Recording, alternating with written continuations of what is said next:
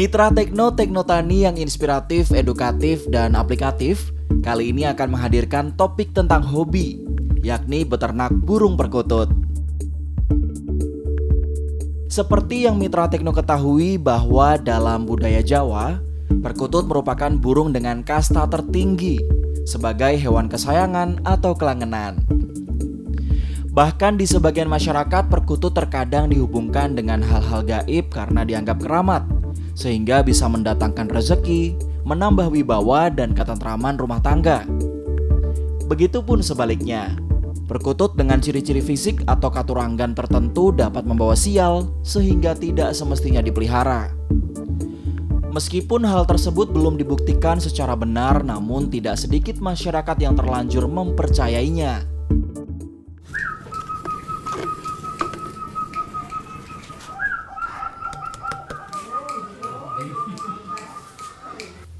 Burung anggungan pemakan biji-bijian ini dikenal memiliki suara yang merdu, khas, dan menenteramkan.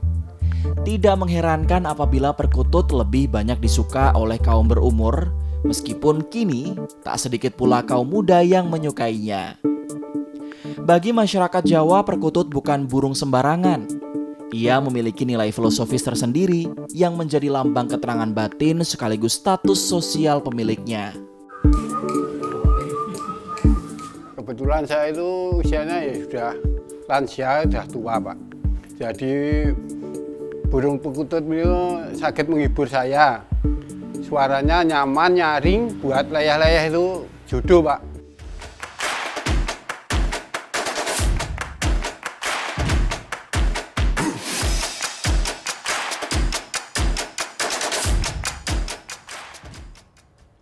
Mitra Tekno, apa kabar Anda hari ini? Kembali saya Aryo Bagus menjumpai Anda dalam Teknotani, inspiratif, edukatif, aplikatif.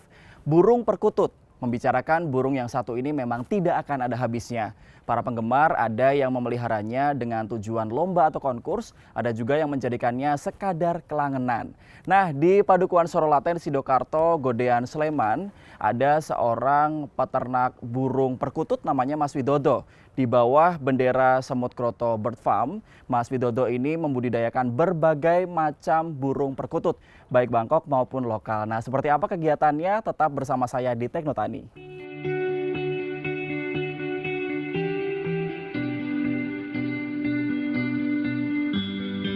Nama Widodo tentu sudah tidak asing lagi. Sosoknya seringkali tampil menghiasi media cetak dan elektronik karena kegigihannya mengembangkan agrokompleks, mulai dari budidaya semut kroto, penggemukan kambing dengan slogan tanpa angon dan ngarit, budidaya jahe merah, hingga beternak burung perkutut. Sebagai breeder penyuluh swadaya kabupaten ini memiliki 100 pasang indukan burung perkutut berbagai jenis, seperti perkutut Bangkok, perkutut lokal, kapas, cemani, silver, krim, Majapahit, dan kapasan. Semua indukan burung perkutut yang diternakan memiliki garis keturunan atau terah yang jelas, sehingga produk perkutut Semut Kroto Bird Farm dapat diperhitungkan kualitasnya. Nah, Mitra Tekno, sudah ada Mas Widodo, seorang breeder burung perkutut begitu ya Mas ya? Betul. Jadi ini saatnya saya untuk menggali lebih dalam terkait dengan burung perkutut.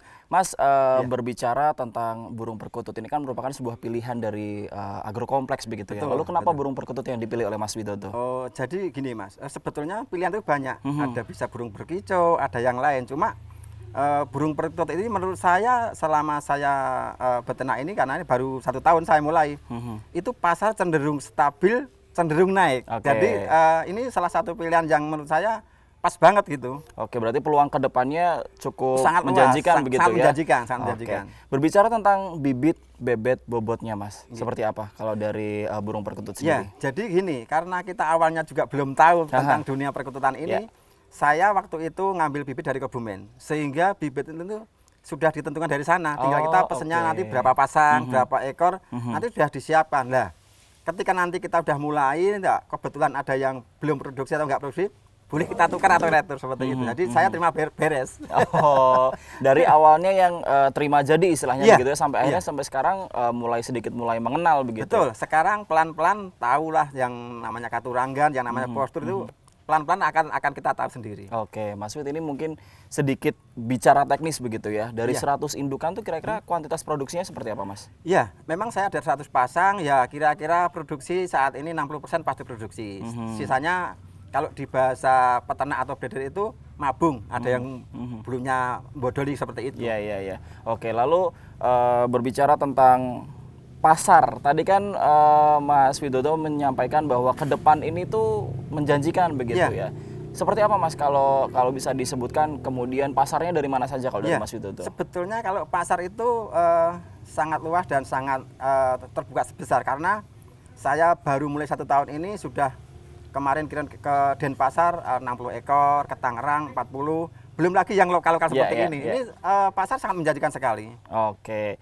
Lalu untuk Mitra Tekno mungkin yang masih belum begitu paham tapi tertarik begitu. Kualitas burung perkutut yang baik itu seperti apa, Mas? Ya, saya gini, saya kan juga pemula. Artinya kalau kawan-kawan nanti pengen pengen ternak seperti ini, breed seperti ini, saya sarankan untuk yang jenisnya warna.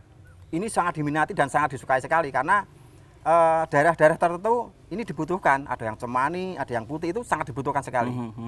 Oke, oke. Nah, masih banyak sebetulnya yang masih ingin saya gali, Mas Widodo. Tapi kita jeda sejenak dulu. Siap, siap. Mitra Tekno, Anda dapat menyaksikan tayangan feature berikut ini yang berkaitan dengan kiat breeding burung perkutut.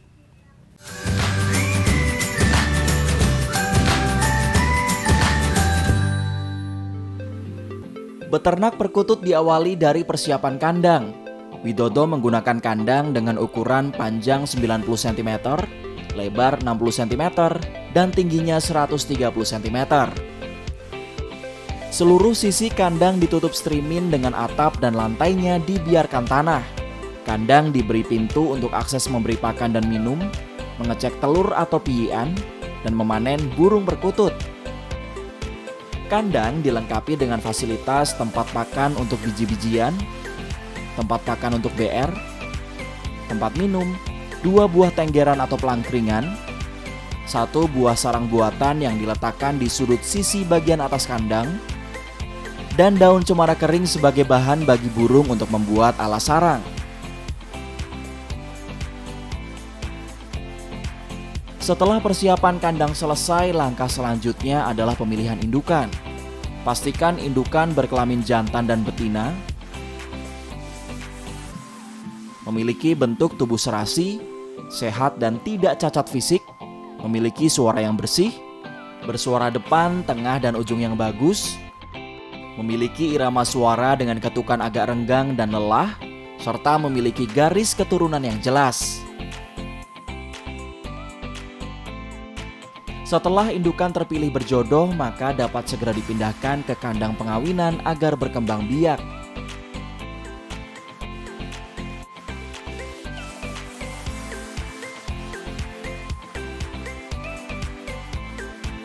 Sampai di sini breeder tinggal melakukan pemeliharaan dengan memberikan pakan, minum setiap hari, dan multivitamin sesuai kebutuhan. Pakan yang diberikan adalah komposisi dari millet merah 1 bagian, millet putih 1 bagian, otek 1/4 bagian, dan canary sheet 1/4 bagian. Sedangkan minumnya berupa air bersih yang dicampur dengan mikroba ternak. Menurut pengalaman Widodo, selain meningkatkan stamina, mikroba ternak juga dapat meningkatkan birahi indukan burung perkutut. Setelah perkutut betina dikawini oleh pejantan, maka akan bertelur. Jumlahnya 2 butir. Telur-telur tersebut akan menetas setelah dierami selama 14 hari. Pada saat itu BR pakan diberikan agar diasup oleh piyian melalui suapan indukan perkutut. Setelah berumur 8-10 hari, piyian dapat dipindahkan ke kandang burung puter untuk dilanjutkan pengasuhannya. Namun dalam proses ini Widodo sekaligus melakukan pemasangan tagging atau ring di kaki piyian burung perkutut. Selain telaten menjadi pengasuh, pemindahan ke kandang burung puter ini bertujuan untuk mempercepat atau meningkatkan produksi. Karena tak lama setelah piian dipindahkan, induan perkutut akan segera kawin dan bertelur kembali. Lebih kurang umur 25 hari atau setelah ditandai, pasangan burung puter menolak keberadaan anakan perkutut di kandangnya. Anakan tersebut dapat segera dipindahkan ke kandang umbaran. Memasuki umur ini biasanya anakan burung perkutut sudah mandiri karena bisa makan dan minum sendiri. Harga burung perkutut produksi Semut Kroto Bird Farm rata-rata Rp300.000 per ekor. Sedangkan untuk jenis-jenis tertentu bisa mencapai Rp350.000 per ekor, bahkan lebih, bergantung kualitasnya. Teknotani, inspiratif, edukatif, aplikatif.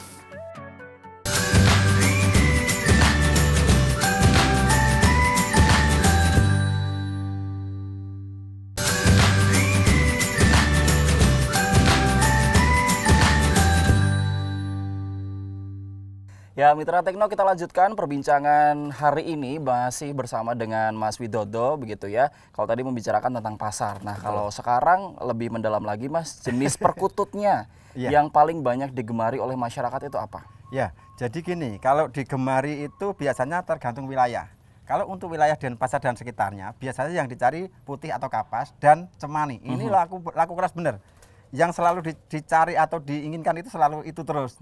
Walaupun ada juga yang bangkok, tapi cenderung ke yang putih dan cemani. Oke, lalu kaitannya dengan seleksi breeding, apakah Mas Widodo ini juga melakukan seleksi breeding, Mas? Apa dicampur apa, Betul. jadi apa Ya, misalnya? jadi gini, untuk mendapatkan anakan burung yang mungkin berbeda dengan yang lain, kita juga mengadopsi kawin silang. Misalnya ada yang krem sama kan yang lokal, itu nanti ketemunya jadinya silver, itu bagus sekali Mas. Dan ini nanti juga ada anaknya, ini malah justru semakin bagus sekarang. Sangat dicari juga ini persilangan antara krem dan bangkok, ini bagus hasilnya. Oke, berarti Mas Widodo juga melakukan ya? Betul, pelan-pelan sudah melakukan. Oke, nah untuk menjaga kualitas kemudian stamina, ini kan tidak sedikit begitu ya breeder yang menggunakan aneka rempah. Seperti apa Mas? Betul, kalau yang kita gunakan untuk rempah hanya kencur Mas. Kencur kita parut, nanti kita campur di pakan. Ini salah satu untuk yang memang nanti dicalonkan menjadi juara. Ini kencur ini sangat bagus sekali. Oh, untuk suaranya? Untuk suara. Oke. Ini kencur bagus sekali, makanya saya campur dengan kencur, baru saya kasihkan seperti itu. Oke, nah kalau sekarang kita berbicara tentang mikroba ternak begitu ya. Ini kan sebetulnya kayak bukan untuk ternak juga gitu, tapi banyak digunakan juga. Seperti apa Mas? Oh ya, jadi gini, mikroba ternak ini memang digunakan untuk semua ternak, termasuk unggas. Nah, burung ini saya anggap unggas, makanya saya pakainya itu. Iya. Ini ayam itu hampir sama lah seperti itu, cuman dengan adanya seperti ini ternyata hasilnya bagus. Jadi kesehatan burung ini, kelincahannya nanti kelihatan ini. Yang ini sangat bermanfaat sekali Mas, mikroba ternak ini. Oke, jadi manfaatnya banyak begitu ya? Oh iya, banyak. Karena termasuk unggas itu tadi. Betul. Oke, nah terakhir Mas, kaitannya dengan kedepannya, analisis dari Mas Widodo ini usaha ternak perkutut akan seperti apa Mas? Oh iya, menurut saya jadi gini. Kalau burung perkutut ini karena pasarnya stabil cenderung naik, artinya ke depan justru malah lebih bagus ini. Ini kawan-kawan nanti silahkan mencoba ternak seperti ini, dan saya sarankan kalau mau mencoba pilih yang gen warna. Ini pasarnya dicari sekali dan pangsanya masih luas sekali. Monggo silahkan. Oke, optimis berarti ya? Sangat optimis. Sangat. Baik, Mas Widodo, terima kasih banyak sudah Sama-sama, Mas memberikan Bagus. banyak wawasan. Nah, karena Teknotani itu identik dengan sertifikat Mas, jadi akan saya berikan sebagai kenang-kenangan dan juga sebagai tanda bahwa saya tuh sudah ngobrol begitu dan juga berbincang dengan terima kasih narasumber Teknotani, inspiratif. terima kasih TVRI, semoga berjaya selalu. Baik, dan Mitra Tekno, setelah ini saya masih akan berbincang dengan pengusaha sangkar rajut burung anggungan. Jangan kemana-mana, tetap di Teknotani, inspiratif, edukatif, aplikatif.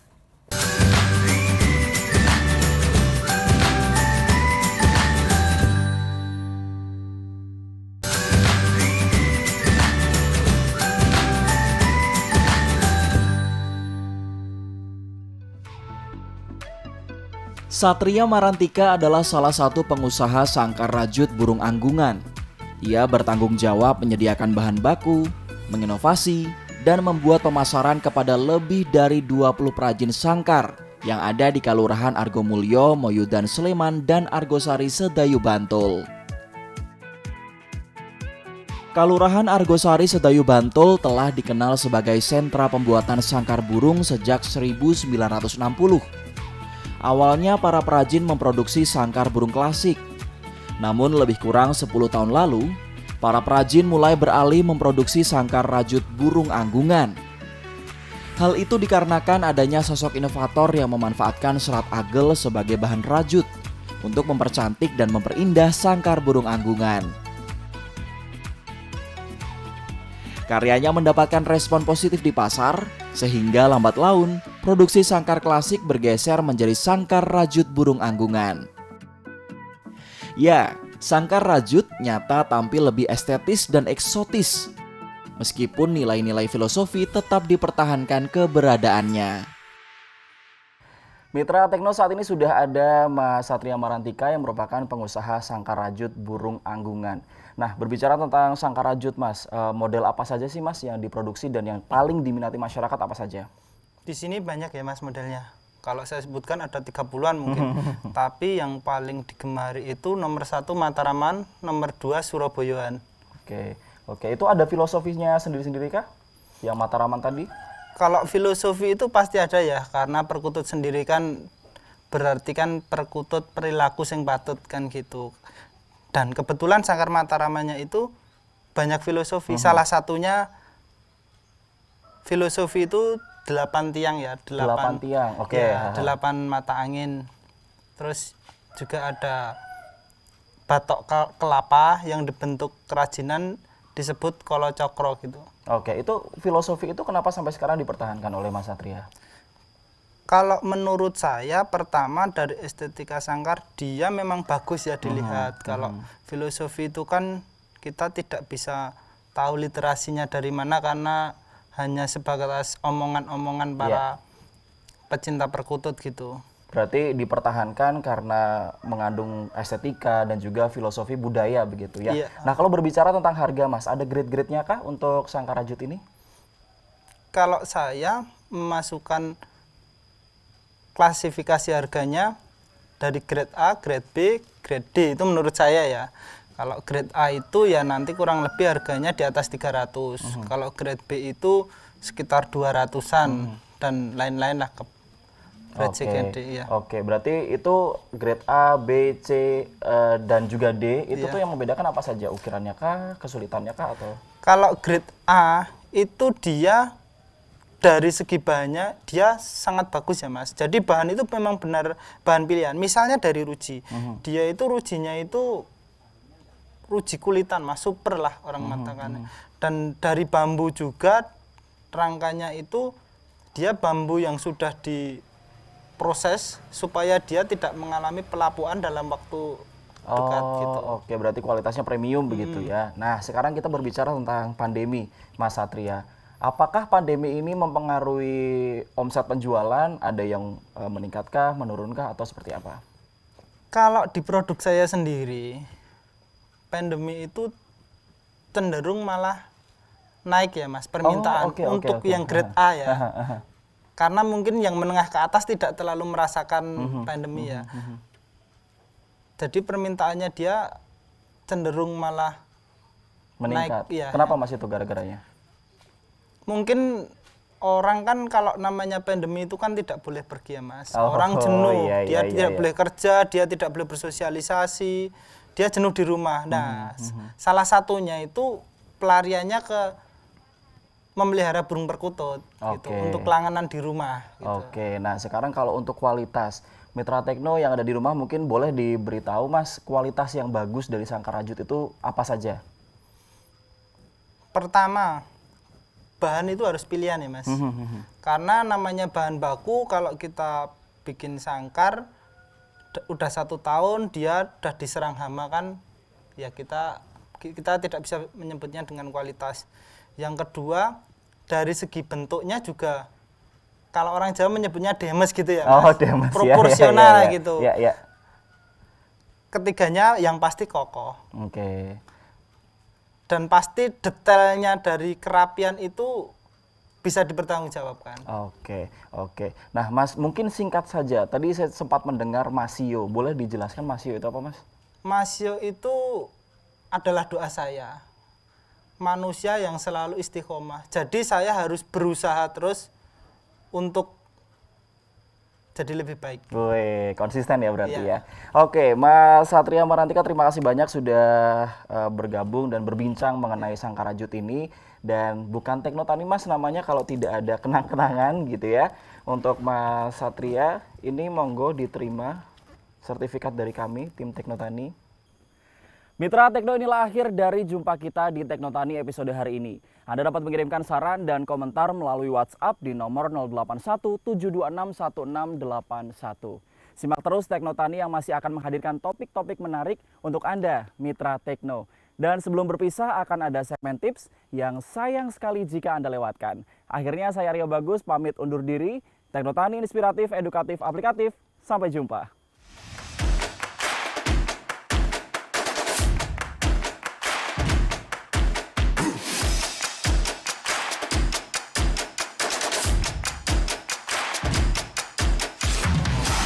Baik kawan-kawan semuanya, bila mana nanti kawan-kawan menginginkan atau menghendaki ternak burung perkutut, seyogianya kawan-kawan harus memperhatikan beberapa hal yang memang ini yang akan mengantarkan kawan-kawan menuju ke puncak kesuksesan di dalam ternak burung perkutut ini atau breeder burung perkutut ini. Yang pertama, kalau kawan-kawan belum tahu dan tidak mengetahui tata caranya, seyogianya kawan-kawan serahkan saja untuk pemilihan bibit semuanya ke peternak yang sudah besar. Artinya kalau peternak sudah besar, dia nggak akan menipu dan dia pasti akan memberikan yang terbaik buat peternak-peternak pemula, sehingga ini akan menghantarkan kawan-kawan ke jenjang yang lebih sukses. Berikutnya, kawan-kawan kalau mau berternak burung perkutut, jangan lupa kandang ini harus diperhatikan, karena kandang ini panjangnya sekitar 90 cm, kemudian lebarnya itu sekitar 60 cm dan tingginya sekitar 130 cm. Kenapa ketemu tingginya 130 cm? Karena streaming ini kan tingginya 90 cm. Sehingga kalau 130 nanti tidak akan membuang material. Ini salah satu bentuk pengiritan untuk kandangnya. Ingat bahwa burung perkutut semakin leluasa, dia akan semakin nyaman, dan semakin bertelurnya atau produksinya dia akan selalu bagus terus. Yang kedua, kawan-kawan juga harus perhatikan bahwa burung ini perlu yang namanya nutrisi, perlu yang namanya vitamin. Jadi jangan hanya dibiarkan seperti itu, perhatikan makan minumnya sehingga dia juga akan terpenuhi nutrisinya untuk mendongkrak produksi burung tersebut. Yang ketiga, kawan-kawan juga harus tekun, harus telaten, harus ulet dalam berbudidaya ini. Karena apa? Nanti di perjalanan, kawan-kawan jangan heran kalau ada kematian, ada yang lepas, itu wajar. Bahkan hari ini pun saya sudah lepas 2 ekor. Kalau satunya 450, saya sudah kehilangan 900.000. Tapi ini proses, nggak ada masalah. Jadi kawan-kawan, tekun, ulet, sabar, telaten, semua harus ada, sehingga akan ditemui yang namanya sukses. Teknotani, inspiratif, edukatif,